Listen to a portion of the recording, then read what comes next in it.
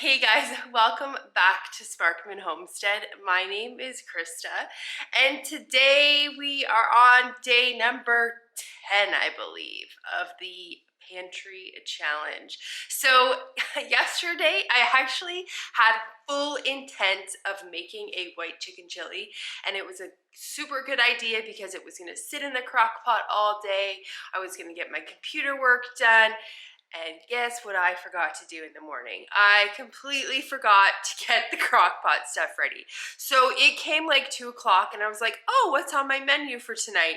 And I looked and it was white chicken chili. And so anyways, last night was a really quick makeshift spaghetti dinner. I did get a video for you guys, so you will see that on my kind of my what we eat in a week video. But tonight, we are doing the white chicken chili. It is 8:30 this morning, so I've already been up, kind of fed the chickens, did my outside chores. So now I want to get this white chicken chili in the crock pot, well, Instapot, because I use my Instapot as a crock pot. So it needs to cook on low for either 8 to 10 hours or high for 4 to 5 hours. So we're gonna probably opt for the low option, and then we'll check it midday and see how it's going, and if it needs to sit for a little bit longer, then we will crank it up to high. Today is my Azure standard pickup. I have to go this afternoon and pick it up, so I definitely want to have a meal that's just gonna kind of chill in the crock pot all day. By Azure is only, I think it's only a 30-minute drive for me to go and pick up. So it's not that bad. And our pickups usually go pretty straightforward. So I am in my back area, in my little pantry area, and I am just going to pick up some stuff that I need to get supper started. So this recipe calls for 3 15-ounce cans of Great Northern beans drained. And you know what, guys? This recipe, it says it makes 8 servings. We don't need 8 servings, so I am probably going to half this recipe because that's going to be too much for us, and I don't want to waste. And even with leftovers, I think we're both going to get burned out of it, so I don't want to make that much. So we are going to half it. I will link this book for you guys below. As you can see, I have tabbed a lot of these recipes. I am a huge fan of crock pot meals. I really like the ability just to kind of be able to do what I gotta do in the morning quickly, and then at night it's ready for me. So I really like crock pot meals. So I use this book a lot, and I actually have 2 of these books. This particular brand makes a whole bunch of different types of books. It's pretty awesome. So we do not have Great Northern beans. So what I am gonna do is, we had canned up some white beans together. So I think I'm going to use some white beans. They are just gonna be a little bit smaller than the northern beans because these are navy beans. So they're just a little bit of a smaller bean. That's fine, they're a white bean, we will use that. And then it calls for 8 ounces of cooked and shredded chicken breast. So guess what we are gonna use? We are going to use our canned chicken. Any opportunity I can get to use canned chicken, I jump at, because it is so quick and easy to use. So this is a jar. Now this calls for chicken breast, and my canned chicken is a combination of white and dark meat. So there's gonna be a little bit of a mixture. I think I actually might use 2 cans of that. That is actually another thing I have on the list to do with you guys, and I'm gonna do it next week, is we gotta get some more canned chicken canned up.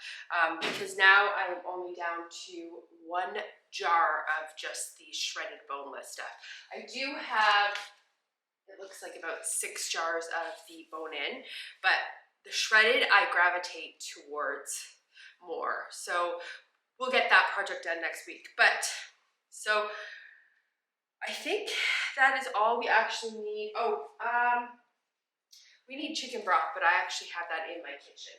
Just get these closed up so that the sun does not get at them. That is one reason I keep these. I do have a pantry tour where I kind of explain to you guys a little bit about the reasoning for these, but I have a window right here, so it is direct sunlight right on my canning jars. And so I have these blackout curtains. Well, these ones are semi-blackout. These are complete blackout, just to help shield the sun so that it does not diminish the quality or the canning life of them. So, what else do we need? This recipe also calls for 1 cup of chopped onions. My last recipe I made with you guys, the beef stew, I was telling you how my onions are starting to sprout. This one is really sprouting, so we're gonna use this one. It also calls for, this person, I did get this book secondhand, and this person went and checked off and X'd off stuff that they didn't like in it.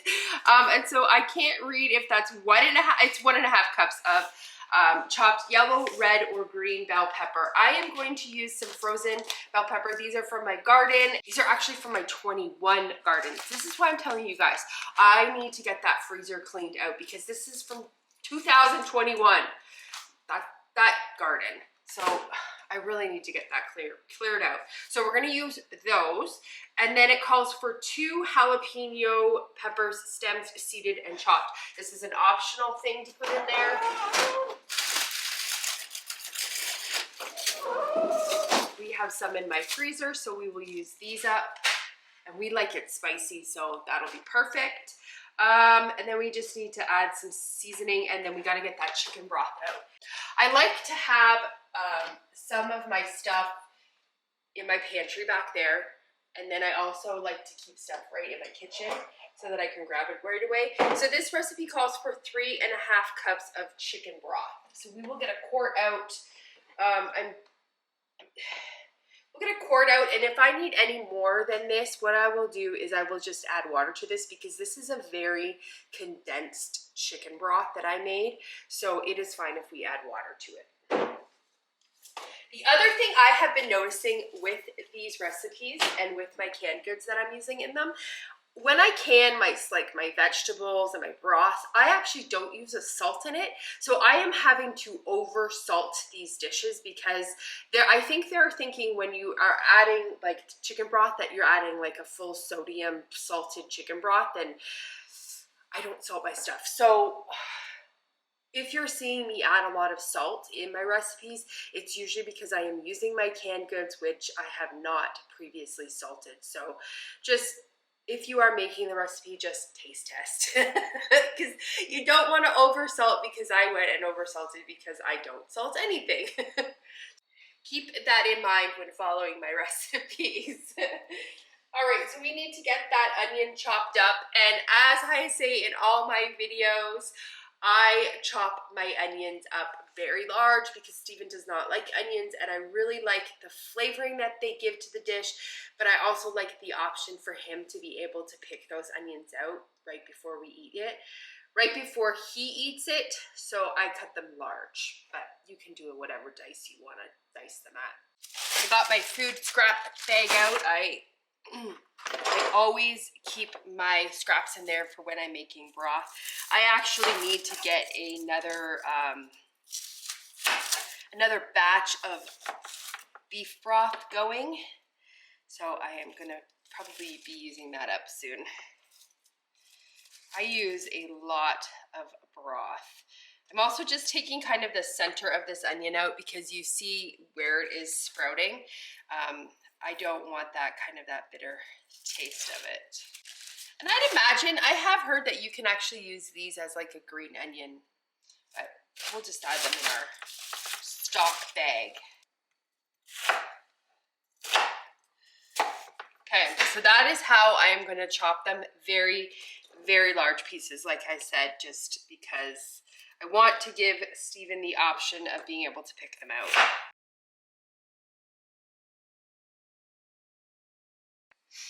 Okay, and then we have our green peppers here. So these are completely frozen, which is fine because we are doing the 10-hour cook time. These were just a mix of, they were like almost a yellow pepper, but when they freeze, well, they were yellow, purplish pepper, but look, they turn like almost white when they freeze. So we will just get these chopped up. As you can see, I'm doing a very rough chop on these.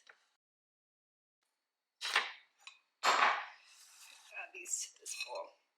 All of the vegetables are going in at the same time, so we will just add them to the bowl together.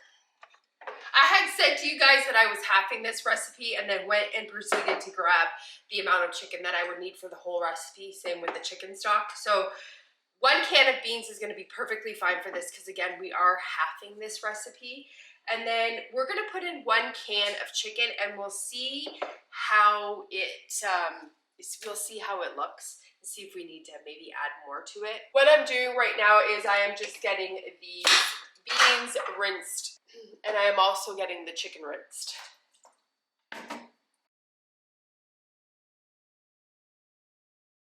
These are beans that we actually canned together, and this is the first time that I'm using them, and they actually look beautiful. Like they look like they turned out really good. They're not hard. And in that video, I'd actually mentioned that I was having a hard time dealing with my beans always coming out like really hard after I canned them. These ones turned out perfect, so I'm super, super happy with that process that we did. Okay, so I want to get everything into my crock pot. So we're going to add the onions and the peppers. Add these beans we just drained. And now we have to get the chicken rinsed out. You know what I just realized after I just rinsed and drained that I could have just put that whole chicken in here because it had broth in it. And we're adding broth to the recipe. Oh, I'm just kind of shredding it up a little bit more. I think that 1 can is going to be good for this recipe. I don't think we need to add any more chicken than that. Now we are going to add, it says 2 jalapeno chili peppers, stemmed, seeded, and chopped. I have probably half a cup in here, and I'm not going to cut them up. I'm just going to leave them like that. So we will add those in. It says 2 cloves of garlic minced. So we are going to be using this stuff. This is just the Costco garlic that I get, and I'm probably going to add about a teaspoon in there. We like garlic. And then it says 2 teaspoons of cumin. So we will add the 2 teaspoons. And I know we are halving this recipe, but I do not want to half on the spices because it really makes a difference when you have it. So we're gonna add 2 fairly large teaspoons of cumin because we do like cumin. And then it says half a teaspoon of dried oregano. I'm probably gonna maybe go in at maybe a full teaspoon. And then half a teaspoon of salt, but because I explained to you guys, I don't salt my chicken broth, we're gonna probably add about maybe a teaspoon. And then we'll give it a taste halfway through, and then if we need to adjust, then we will adjust. And then 3.5 cups of chicken broth. But because we are not doing the full recipe, we are only halving it, I'm thinking about 2 cups. So we'll just see what it looks like. Okay, so here's 2 cups of chicken broth. I'll just add that in. I am gonna probably add maybe all of this quart. Actually, maybe not. Maybe that's good. So we probably did about 2.5 cups in there. I don't want it too runny because I like my chilies to be a little bit thicker. So that looks good. So what we have to do now is just put the lid on it, and we're gonna set the timer because we're gonna do it at low. We're gonna set the timer for 10 hours. We'll come back halfway through and check on it and see how it's cooking. I don't know if you guys can see, this is, the hawk saga continues, but he is hunting right now.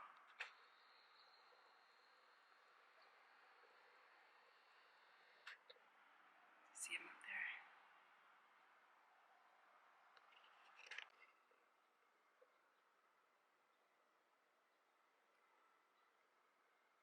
I am perfectly fine with him hunting our fields because he is very, very good mice population. However, he is also chicken population, and I don't like that.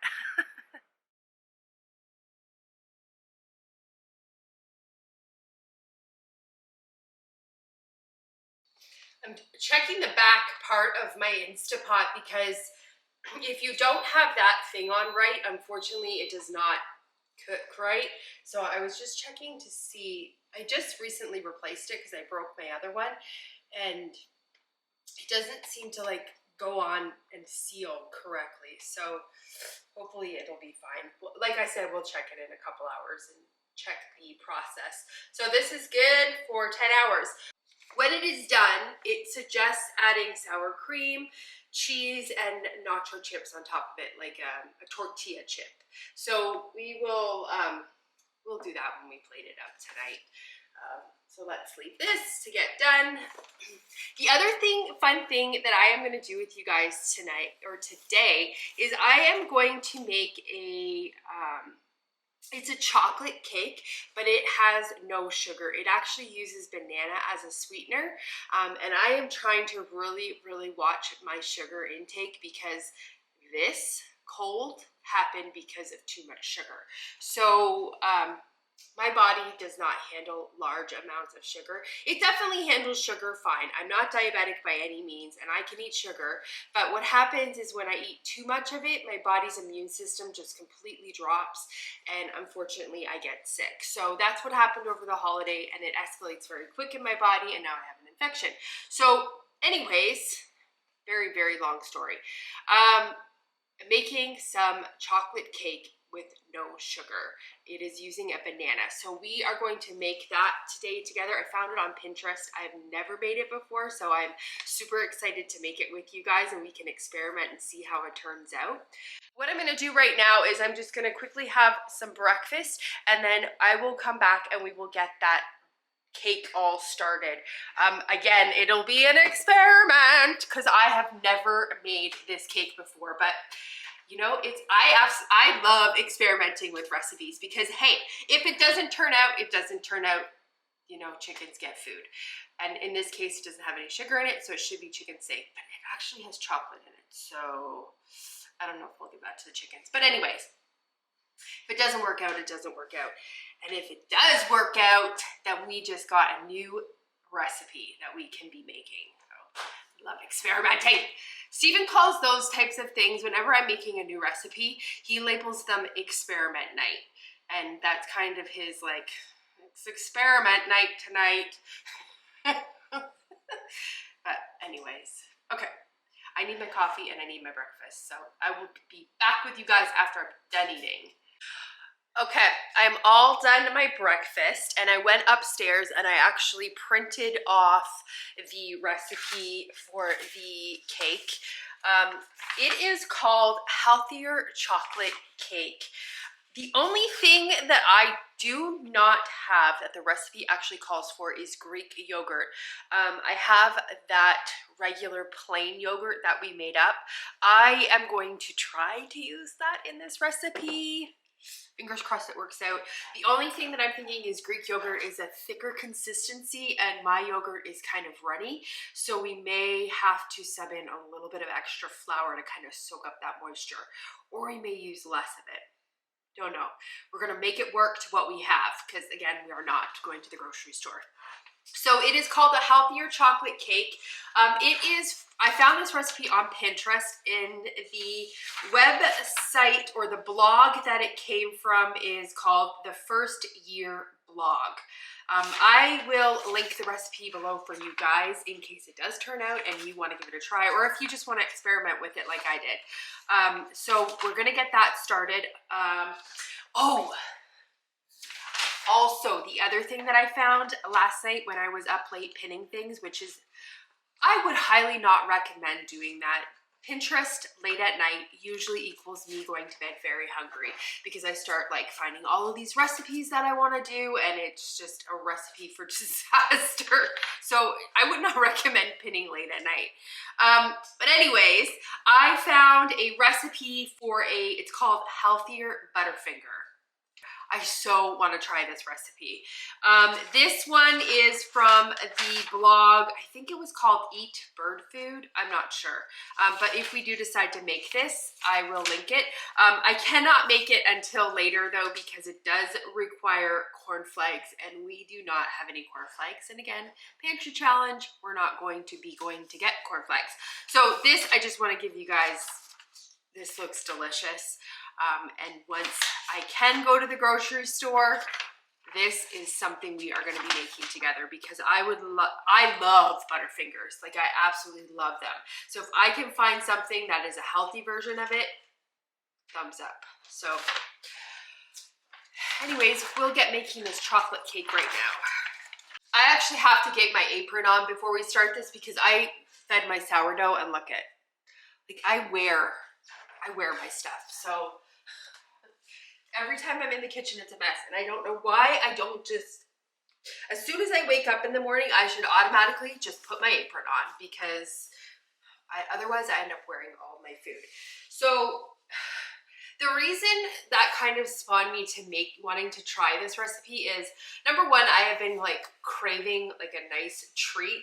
Coming off of the Christmas like sugar high almost, I guess that's what we'll call it, because we're eating so much sugar. It's kind of hard to come off of it. You just like crash all of a sudden.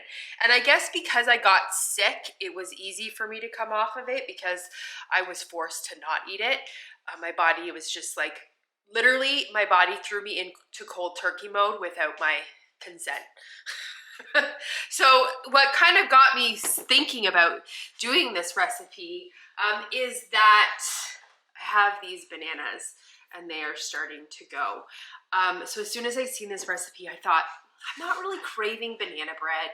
I'm not really craving, you know, the standard things. I have a whole bunch already in my freezer and I'm like, how can I use that? And then I found this recipe.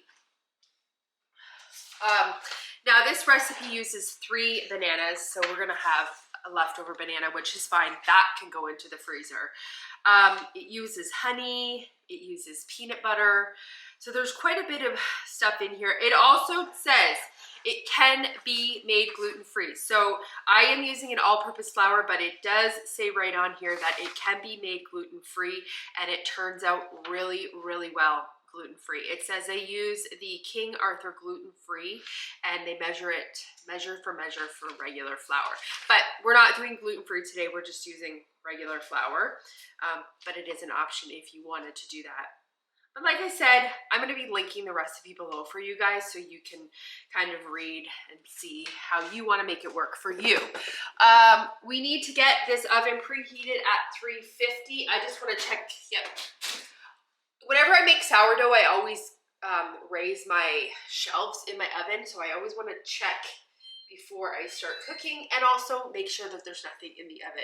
Because I don't know if I told you guys, one time I put my starter, I fed it. It was really cold in my house and I put it in my oven and then I went to preheat my oven and completely forgot I had my starter in there and cooked my starter. So now I always kind of try to check and make sure I've got nothing in there. So we've got that preheated. We need to get out an 8-inch square pan and we have to spray it with cooking spray. I don't have cooking spray available, so we will just spritz it with some avocado oil. So let me go get that pan.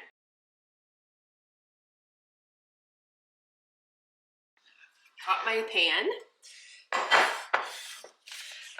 So in a blender, we need to combine the bananas, Greek yogurt, honey, vanilla, and peanut butter, and we gotta blend it for 1 to 2 minutes. So now I have to go and get my Vitamix. Okay, let's get our yogurt out. You know what? I have a little bit of this stuff left. This is just that stuff I was telling you guys I used to make my yogurt. So I have a little bit of this left, so I will use this up. We need vanilla, we got that here. We need creamy peanut butter. I think I have my peanut butter. Okay, guys, I did a kitchen reorganization. Oh, there it is. I couldn't remember where I put my peanut butter because I don't use it every day, so it's hiding. Hiding back here behind the chocolate chips. Okay. We need 1 egg. Grab that, that's behind you. We need baking soda. And we need some semi-sweet chocolate chips. Grab my chocolate chips out. Grab the cocoa.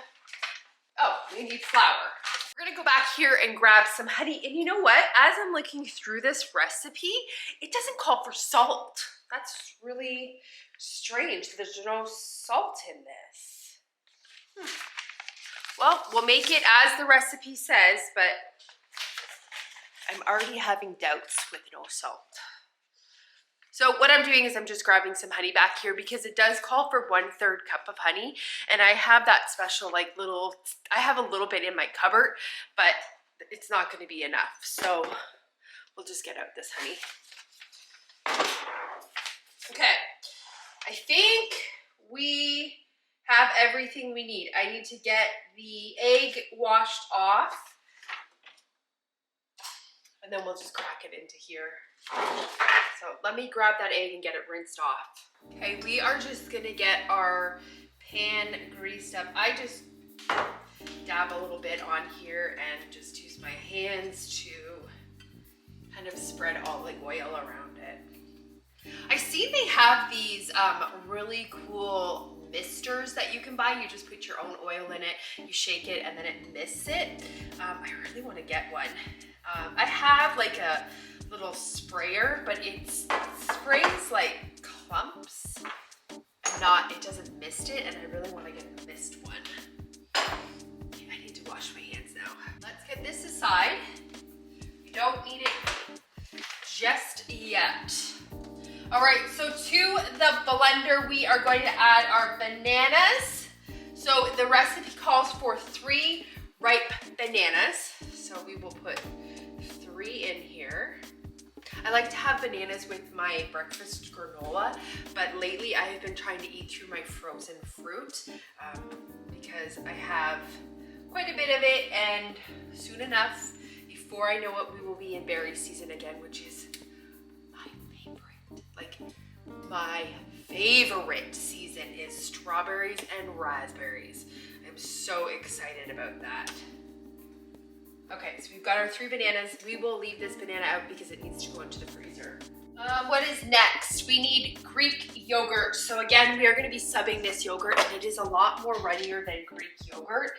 So I'm hoping that it doesn't change the consistency too much of it. So we need 1/2 cup of this. I want to make sure that we are not putting too much in because again, it is a runnier consistency, and I already have a feeling it's going to change the texture, being that we're using a more runnier kind, but I guess that's along the lines of experimenting. Then we need 1/3 cup of honey.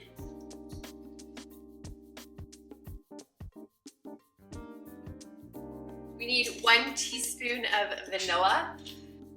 It is definitely okay if you use more than 1 teaspoon because can you really ever use too much vanilla?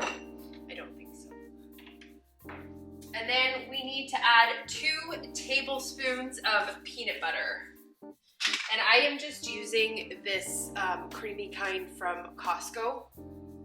It does need a little bit of a stir though. When you use a more natural or a 100% natural peanut butter, you always need to stir it first because the oils always settle to the top of the peanut butter. What'd I say? 2 tablespoons. Let's get this blended up. It says to blend for 1 to 2 minutes.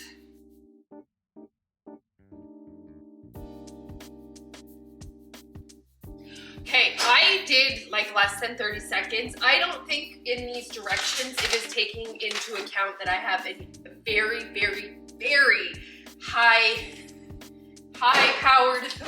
blender. So I am literally pulling it now because it is like a liquid and I don't want to start cooking it. So I just pulled it off. It says to pour this into a mixing bowl. And then it says to add 1 large egg into here and then mix it well.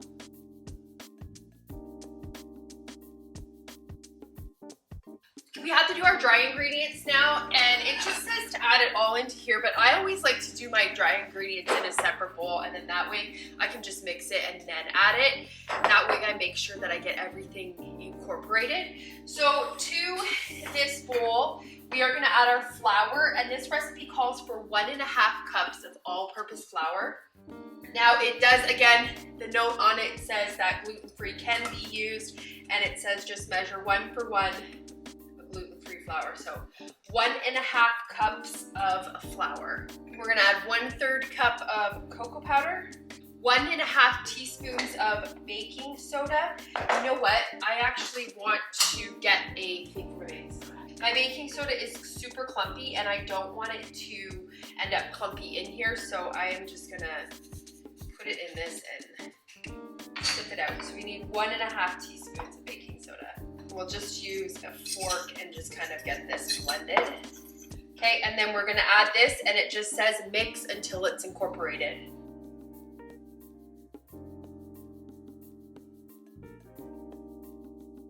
Looks like I got everything incorporated in there. And now what we are going to do is we are going to add 1/2 cup of semi-sweet chocolate chips. Oh, that's probably a little more than 1/2 cup. That's okay. Can you really have too many chocolate chips? And then it just says to mix them. We got those all mixed in. And so now what we're gonna do is we are going to pour it into our pan. It does say you can sprinkle more chocolate chips on top if you want, but we're good. We don't need to. Should we? I wonder if we sprinkle it with like a peanut butter chocolate chip, if that would taste yummy. Because it does have peanut butter in it. So I wonder if the peanut butter chip would like kind of highlight the taste. I don't know.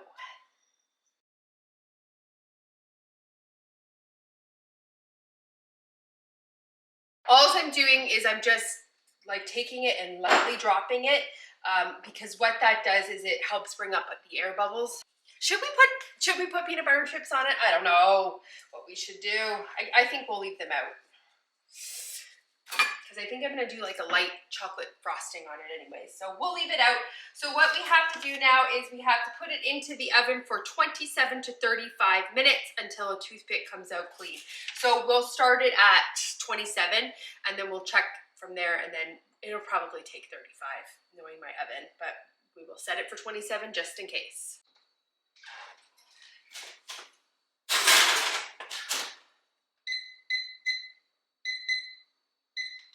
I have to get all of this cleaned up. We are at the 27-minute mark. I am just gonna take it out. I need to get another oven mitt. I am just going to take it out and we will test the toothpick method.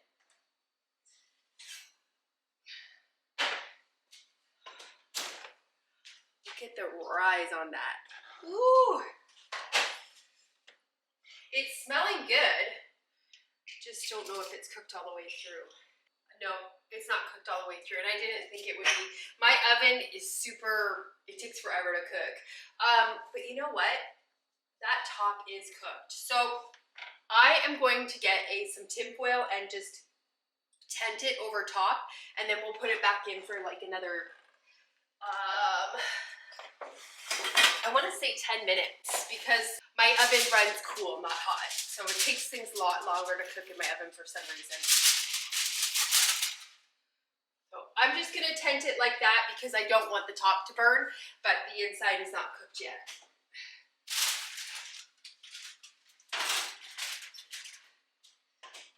Okay, so let's go another 10 minutes. And then we'll check it because it's really not cooked at all in the center. Pulled it out and it is perfect. I put the toothpick in. I don't know if you can see it. You know what this kind of is like? It's like, it really reminds me of a banana bread. It smells like banana bread in here, and I'm thinking it's gonna have the same like taste as a banana bread, but kind of like in a cake form, so pretty cool. So I'm gonna let this cool. It doesn't say anything about how long you need to let it cool in the pan. The recipe has no indication with that. So I'm just gonna turn my oven off, and I will let that cool for a bit. I mean, we're having it for dessert, so it doesn't, there's no rush to get it out of there. So yeah, it smells delicious in here. That is still cooking. I am gonna go up and do some computer work. I have to leave in about half an hour to go and pick up my Azure Standard. And then I am gonna shoot a quick little video showing you guys what I've got for that, but you will see that video maybe before this one. I don't know. I don't know how I'm gonna work it. But anyways, so I'm gonna shoot that little video and then we will be back for supper tonight. I just checked our white chicken chili and we have what, 4 hours and 33 minutes left on it. It is still really, really wet. It's not really absorbing much of that liquid that we put in. So I think what I'm going to do is I am going to turn it to high and I will come down and check it in a couple hours and see how it is doing. If I find that it is now accelerated cooking too much, then we'll put it back down to low. But I really want to make sure that we have a cooked meal for tonight. Okay, we have an hour and 26 minutes left on this. I think it's almost done because remember I turned it too high. So I'm pretty sure this is almost done. But guys, I'm kind of on the fence with it because it is really, like, I'll show you. I don't know if you can see it, but it's really like just chickeny broth because that's all we added. When I think of like a white chicken chili, I think of like creamy and rich. So I think what we're gonna do is we're gonna kind of go off a little bit off this recipe. And I talked to Steven about it, and I think what I'm gonna do is add some sour cream to it. I am thinking we are going to put about a half a cup of sour cream into this just to kind of get it a little bit more creamy. I did see a couple recipes where they actually added cream cheese as well to it, but we are going to go, the cream cheese would be super yummy though. And since, what should we do? Cream cheese or sour cream? Let's do the sour cream because I know I have that available in. This one expires on the 18th, so I've got to get this one used up. So let's add half a cup to it, and then we will cook it for about 5:30 now, and then I want to get that sourdough started, so we'll cook it for about half an hour more. I'm just going to eyeball half of a cup. It may be more than half of a cup. I don't know. There's definitely more creamy. Yeah, I think that's good. And so we will let that cook for about half an hour more so that the flavors can kind of blend together. I'm also going to grate up some cheese so that we can have the cheese on top of it. And then I'm going to get out some of the, I have a little bag of these. So we'll put these on top and then we'll put the grated cheese on top too. And then the sour cream. I'm liking supper. It's working out. Oh, the other thing I wanted to do was I wanted to make a little icing for the top of that cake, but I need to research because all of the icings that I'm finding are obviously icing sugar, and I'm trying to make this a very low sugar cake. The other thing I realized with this cake is that it's not necessarily 100% low sugar because it does have the chocolate chips in it. Now, I know that there are certain brands of chocolate. I think it's Lily's. I believe it's I think it's called Lily's. And that is a sugar-free chocolate chip. If you put those in there, then this would definitely be a sugar-free cake. But the ones that we did use in here have sugar in it. So this is not a completely sugar-free cake for us. But again, I'm not concerned about the sugar itself. I'm concerned about the quantity of the sugar. So, I mean, it's only got half a cup of chocolate chips in it, so it's fine. So I'm gonna go and research and see if I can find a icing recipe for the top of this, and then if I find one, we'll come back and we'll quickly whip one up so that I can get that sitting on top of this, because this is our dessert. And guys, I may have already had a little bit of it. And it's good. It's a little, I'll assess it more later because I just had a little tiny bite of it when I was really thirsty, so it may have skewed my judgment. So I will give you a better review after. Okay, I found a recipe for a frosting. Now, it does have powdered sugar in it. If you're trying to eliminate sugar, then obviously this is not going to work for you. So what we're going to do is we're going to make this icing. I've never made this before, so I have my mixer out. I'm getting this from a website called Busy Little Kitties. So it says 8 ounces of full fat cream cheese softened at room temperature. It's been sitting out for 10 minutes. I want to get this icing made. And it is not a full, what are packages normally? Packages are normally 8 ounces. It's not a full 8 ounce because we have been eating from it, so it's less than 8 ounces. Well, it called for half a cup of butter at room temperature. I did not have butter at room temperature. I had cold butter and I just put it in the microwave and about half of it melted, so I need to go get a spatula. I also now need to clean my microwave because it melted in the microwave. In a large mixing bowl, so we need to beat the butter and the cream cheese together in this bowl here. And I'm just using my whisk attachment. Okay, so it says to whip it until it is smooth, creamy, and no lumps show. So that looks about good. I don't have any lumps in there. So now we're gonna add 2 tablespoons of maple syrup. It says here that you could use a sugar-free maple syrup also, but 1 cup of powdered sugar. I'm pretty sure that you would be able to find like a alternative to powdered sugar. I think they make it. And then we need to add 2 teaspoons of vanilla extract. And it also says 1 teaspoon of maple extract. We don't have it, but it does have here that it is an optional thing to add. So we're not gonna add it. I wonder if we should add another teaspoon of this. Well, we'll try it and see what it's like with just that. I'm just gonna scrape down the sides of it too. It says you can add a half a cup of more powdered sugar if this is not sweet enough. It is definitely sweet enough. You know, that's really good. That tastes like cream cheese frosting. That's delicious. So it just says to whip it up. And then that almost looks done now. So I'll just probably whip it up for like a minute more and then we'll put it on the cake. Okay, that's it. That is done. Let's get this iced up. It is a very like, kind of a runny icing. Oh, this is gonna be so good together. You know what would have been good if I would have taken the cake out and then cut it in half and then iced the center of it too. That would have been delicious. This kind of reminds me of like a carrot cake icing. Okay, I am going to call supper done. It says it still has 43 minutes, but again, because we changed it from, we turned it to high. Okay, so it is all done and I am seriously debating eating dessert first, but we'll have the chicken chili. I will be an adult today and we'll eat the chili first.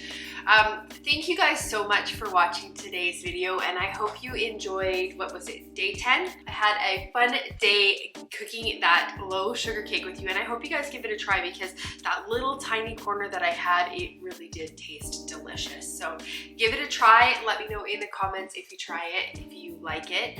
And I will come back after we're done eating and just kind of show you guys what it looks like all plated up. Have a great day or night whenever you are watching this, and I will see you guys on the next video. Bye guys. There's my bowl. I just mashed up some tortilla chips and they're already kind of stirred in there and there's got some cheese on it and I just put an extra dollop of sour cream. But it is nice and spicy because we put all those jalapenos in it. It's good. Okay, there's the cake. I like it. I think it's a good one.